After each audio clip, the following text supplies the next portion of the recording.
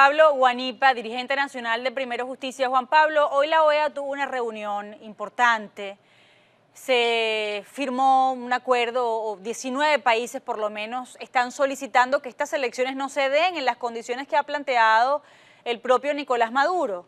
Yo te digo, ya sabiendo que se trata de una coronación, no es una votación ni una elección, sino una coronación, y que el mundo no va a reconocer esa presidencia, eso es bastante para un mundo que no se había atrevido a decir algo tan contundente como eso. Pero la presión interna sigue haciendo falta. Yo pregunto, ¿qué es lo que tiene preparado la oposición más allá de no ir a participar? Porque se abstienen y ¿qué pasa después? Es lo que la gente se pregunta. Porque Nicolás Maduro ha desconocido todas las decisiones de la OEA una y mil veces. Sí, mira, la realidad es sumamente compleja y nosotros tenemos la obligación de interpretarla, de entenderla, y eso es lo que estamos haciendo. En primer lugar, el hecho de que hayamos tomado una decisión en conjunto para no firmar el documento de Dominicana, porque algunos pudieron firmarlo y al final todos decidieron no hacerlo, pero además que hayamos tomado la decisión en conjunto de no participar, supera las decisiones anteriores. Recuerden que en elecciones anteriores unos participaban, otros no. En momentos anteriores unos se juramentaban, otros no. En momentos anteriores también unos validaban, otros no. Entonces, esas decisiones con actitudes parciales afectan mucho la fortaleza de la decisión. Y hoy por hoy, lo bueno de esto es que la decisión no la hemos tomado en conjunto y a pesar de las diferencias que siempre existen, hemos logrado superar esas diferencias porque hay algo mucho más importante que esas diferencias, que es Venezuela. Si nosotros decidimos no participar y no hacemos nada, la ponemos totalmente, para decirlo así en términos coloquiales. Así que nosotros estamos actuando. ¿Qué estamos haciendo? La semana que viene se anuncia la conformación del Frente Amplio, lo que significa la incorporación a toda esta lucha de los sectores de la sociedad civil. Allí vamos a tener a los partidos políticos, la MUD sigue como un elemento más de ese Frente Amplio, pero allí van a estar las iglesias, especialmente la católica, la evangélica y otras iglesias. Allí van a estar los gremios, los sindicatos, los empresarios, las universidades, los estudiantes, etcétera, etcétera. Pues. Y creo que eso va a ser algo interesante, porque la idea no es hacer un ente burocratizado, sino un ente que ejerza esa presión interna de la que tú estás hablando. Evidentemente, tenemos una gran presión internacional. Lo de hoy de la OEA es excelente. Yo creo que todas esas manifestaciones que reflejan que el gobierno de Maduro se convierte en dictadura y que lo dejan desnudo ante el mundo, son presiones importantes que ellos están acusando, pero tienen que acusar también la presión interna. Ya el hecho de no participar es una presión, porque ellos nos quieren ver participando, pero nos quieren ver participando en un proceso en el que no hay ninguna condición para que podamos ganar con votos, sino que ellos quieren ganar el proceso sin contar con los votos. Ahora tiene que venir entonces esa presión interna, y es la que estamos tratando de configurar, no solamente con acciones de calle, que hay que hacerla, es decir, una protesta, asambleas, conferencias, motivar, mover a la gente, porque hay que rescatar el ánimo de la gente, sino también la posibilidad de ir hacia las comunidades, de conversar con la gente. Tenemos preparados, por ejemplo, 6.000 talleres en distintas comunidades de Venezuela que ya se están organizando con instituciones privadas y con instituciones académicas para ir formando la resistencia venezolana, que tiene que darse de abajo hacia arriba, en la casa, en la comunidad, en los sitios de estudio, en los sitios de trabajo. Tenemos que decidirnos a ir a la resistencia. ¿Cómo se le da aliento al país en este momento? Porque hubo un bajón profundo justo en el ánimo, porque la gente se sintió decepcionada, frustrada por las decisiones que se tomaron o las ausencias también, las pausas eternas en una declaración, en una vocería de la oposición en momentos que fueron cumbre y clave. Y además esto generó suspicacias con respecto a los verdaderos propósitos que tenía la oposición, y esto es muy malo, porque llegó un momento en que los líderes de oposición tenían el mismo porcentaje de rechazo que el propio Maduro. Estemos o no estemos en una competencia electoral, pero tener rechazo de la gente que se supone ya tenías conquistada hace tiempo, ¿cómo tú reviertes eso? ¿Cómo te vuelves a ganar la confianza? ¿Cómo después de 20 años tú le dices, bueno, la comunicación falló, no debió haber fallado después de 20 años, se supone que teníamos muchas lecciones aprendidas? ¿Cómo se reconstruye esa fe otra vez? Mira, no es nada sencillo, porque no solamente son nuestros errores, son también las acciones del gobierno que logra dividir y que logra minar lo que estamos construyendo nosotros. El gobierno tiene forma de hacerlo y lo hace a través de la opinión pública, a través de los medios de comunicación, a través de las redes sociales. Cualquier cosa que diga un dirigente opositor en este momento va a recibir aceptación, pero también va a recibir rechazo. Y si dice lo contrario, va a recibir aceptación y rechazo, pues. Entonces yo creo que llega el momento en el que tenemos que asumir todos la unidad. Cuando estamos mostrando la unidad, yo creo que eso es un testimonio que puede servirnos para que la gente también recupere no solamente la confianza en nosotros, sino también la necesidad de involucrarse en lo que puede ser la solución de este problema. Hoy, por ejemplo, tuve un acto con jóvenes en la tarde. Yo estoy en Maracaibo, estuve toda la semana en Caracas y ahora estoy en Maracaibo. Y tuvimos un acto con jóvenes. ¿Y qué te dicen los muchachos? Porque yo quise hacer una conversación con ellos. ¿Cuál es su objetivo de vida fundamental? Graduarse para irse. Y en algunos casos, irse sin graduarse. A ver qué pueden hacer para tratar de mejorar su situación de vida y de enviar también dinerito para su casa. Entonces, ¿en qué consistió mi mensaje? En decirles, ustedes tienen derecho a irse. Porque si alguien siente que no tiene oportunidades, que su país no se las está dando, tiene derecho a buscarlas en otro sitio. Pero también tenemos la responsabilidad de luchar por este país. Yo les quiero pedir que hagamos un esfuerzo, que salgamos, que logremos compenetrarnos en este esfuerzo para salir a la calle y salir a rescatar a este país. Y yo creo que al final, ese sentimiento de primero está Venezuela, y humildemente nosotros tenemos autoridad para hacerlo, porque nosotros demostramos que no nos mueve un cargo, que nos mueve un país, que nos mueve la necesidad de que este país salga de esta situación. Si eso lo asumimos todos, vamos a rescatar la energía. Lo decía el padre Ugalde recientemente, este pueblo puede cambiar de ánimo en una semana. Bueno, vamos a hacer todo el esfuerzo para que en el menor tiempo posible cambiemos un poco el ánimo que está en este momento en una situación de desesperanza, de derrotismo, para convertirlo en una oportunidad de vencer a un irresponsable que ha llevado al país a la tragedia. ¿Cuál crees que es la oportunidad que tiene Venezuela de vencerlo, Juan Pablo? ¿Dónde está esa oportunidad? Yo creo que hay muchas oportunidades, Carla. Creo que si nosotros logramos movilizarnos internamente, por ejemplo, algunos están proponiendo que hagamos otra consulta popular, ¿no? El mismo día de la elección que tiene fijada el señor Nicolás Maduro. Bueno, surgen algunas voces que te dicen que si es bueno, que si no es bueno. Algunos te dicen, es que no hubo resultado el 16 de julio. Mira, yo creo que lo del 16 de julio fue algo que todavía está produciendo efectos positivos en el país.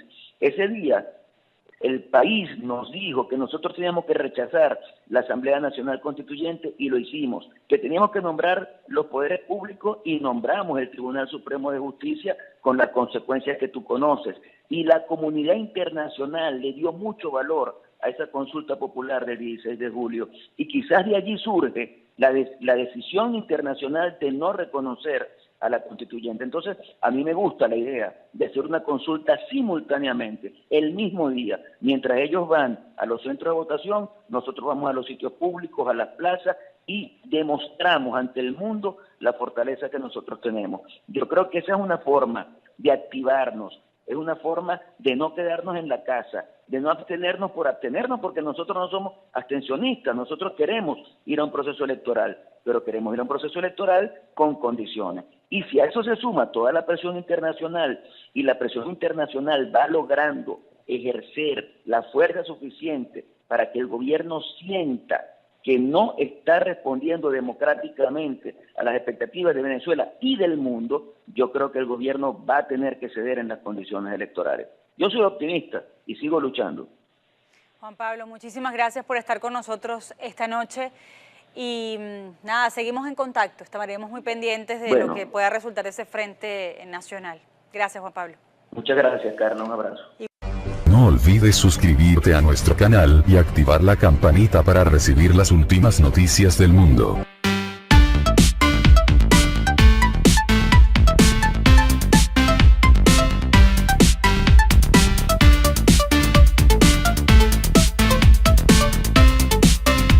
A través de los medios de comunicación, a través de las redes sociales. Cualquier cosa que diga un dirigente opositor en este momento va a recibir aceptación, pero también va a recibir rechazo.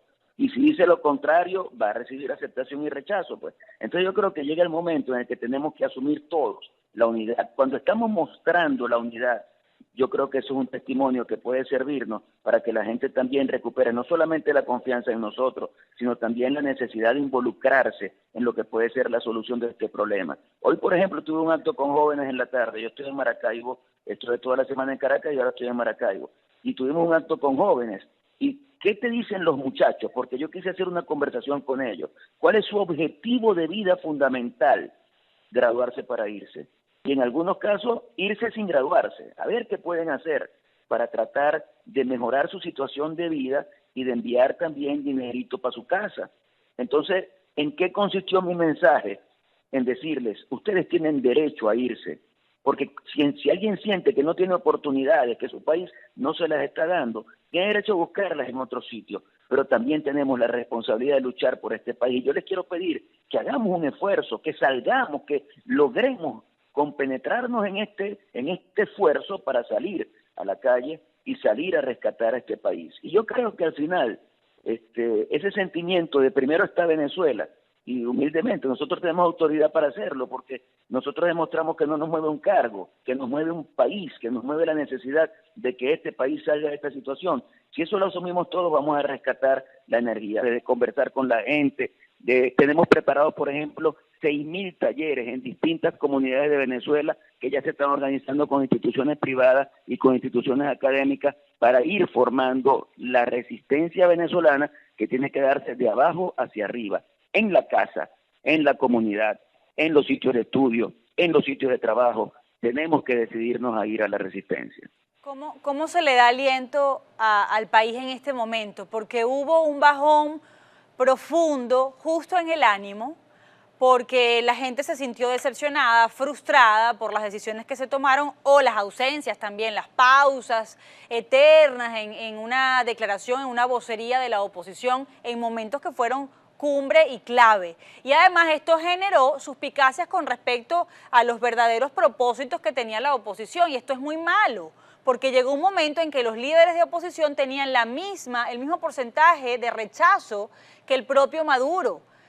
Estemos o no estemos en una competencia electoral, pero tener rechazo de la gente que se supone ya tenías conquistada hace tiempo, ¿cómo tú reviertes eso? ¿Cómo te vuelves a ganar la confianza? ¿Cómo después de 20 años tú le dices, bueno, la comunicación falló, no debió haber fallado después de 20 años, se supone que teníamos muchas lecciones aprendidas? ¿Cómo se reconstruye esa fe otra vez? Mira, no es nada sencillo, porque no solamente son nuestros errores, son también las acciones del gobierno que logra dividir y que logra minar lo que estamos construyendo nosotros. El gobierno tiene forma de hacerlo y lo hace a través de la opinión. Pablo Guanipa, dirigente nacional de Primero Justicia. Juan Pablo, hoy la OEA tuvo una reunión importante. Se firmó un acuerdo, 19 países por lo menos están solicitando que estas elecciones no se den en las condiciones que ha planteado el propio Nicolás Maduro.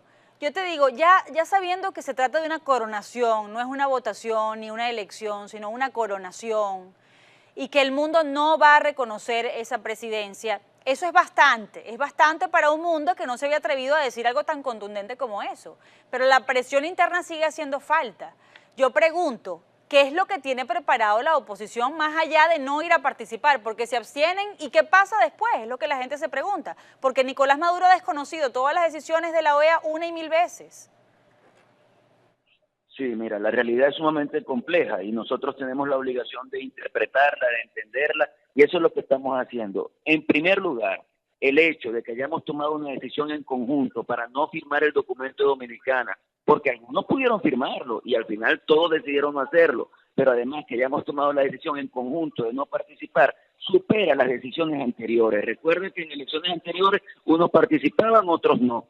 En momentos anteriores unos se juramentaban, otros no. En momentos anteriores también unos validaban, otros no.